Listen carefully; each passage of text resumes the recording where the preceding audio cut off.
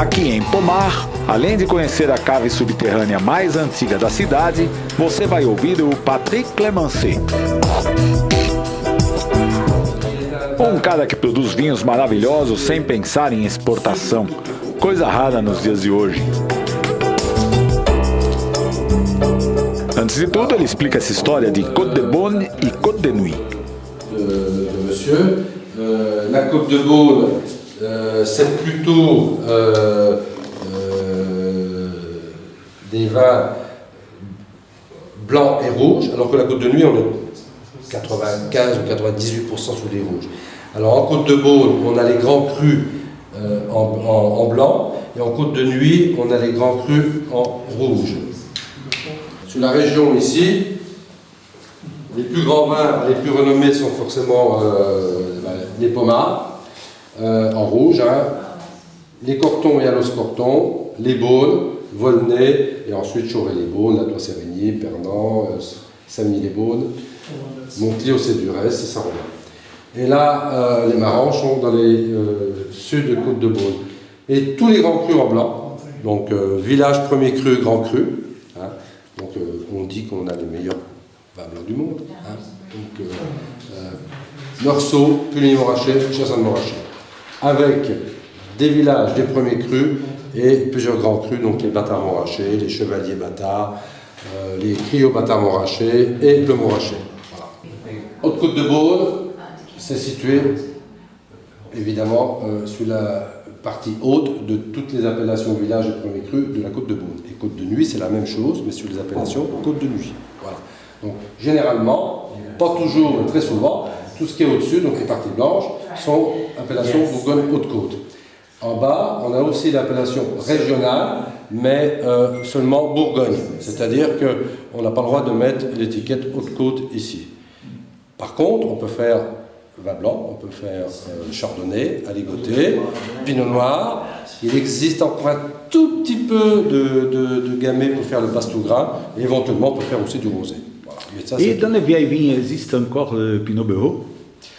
On en trouve encore un petit peu, oui, ça existe encore un petit peu. Ils sont plantés ensemble? Ouais, souvent. Dans le temps, peut-être qu'il y a des gens qui font des nouvelles plantations. J'ai vu un viticulteur qui fait encore du Pinot Bureau, et ça existe un peu. Comme dans les blancs, on peut trouver encore un petit peu de Pinot Noir. Pronto! Hora de ver a cave mais antiga de Pomar.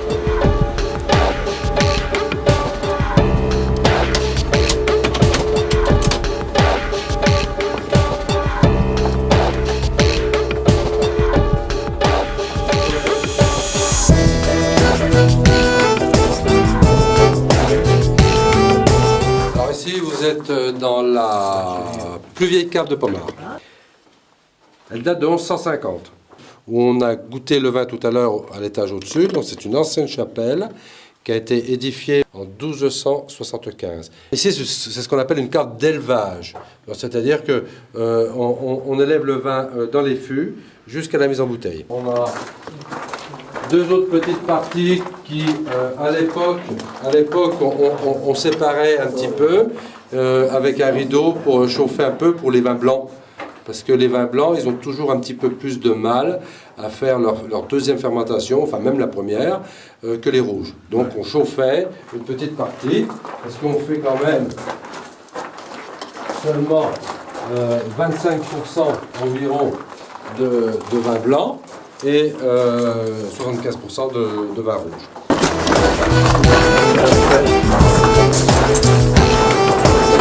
Vous croyez que j'en avais encore ici? En huitième, ça fait comme ça. Ici, la cave à rouge, on arrive à mettre environ une centaine de pièces ici. On a la chance d'avoir la cuverie qui est juste au-dessus, avec un trou dans la voûte qui permet de descendre le vin par gravité. Hein. Ah oui. Voilà, c'est tout par gravité. Donc on a un tuyau ici, on remplit tous les tonneaux par gravité. Alors l'assemblage, ça veut dire par exemple, on a 10 tonneaux de Pomard, on assemble ces 10 tonneaux dans une cuve de réception pour faire l'assemblage. Parce que si on ne fait pas ça, on peut avoir 1, 2, 3, 4, 5, 6 vins différents. Chaque tonneau va donner un vin un petit peu différent.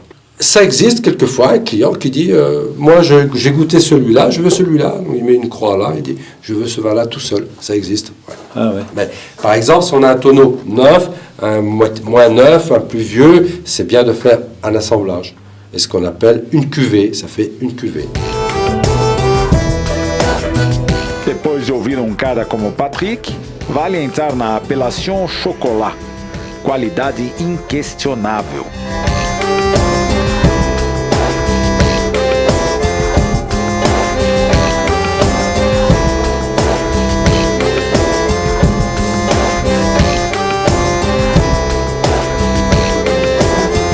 Lojas de vinho e casas tão antigas como a cave do Patrick deixam a pequena pomar ainda mais atraente, como se o vinho grandioso não bastasse.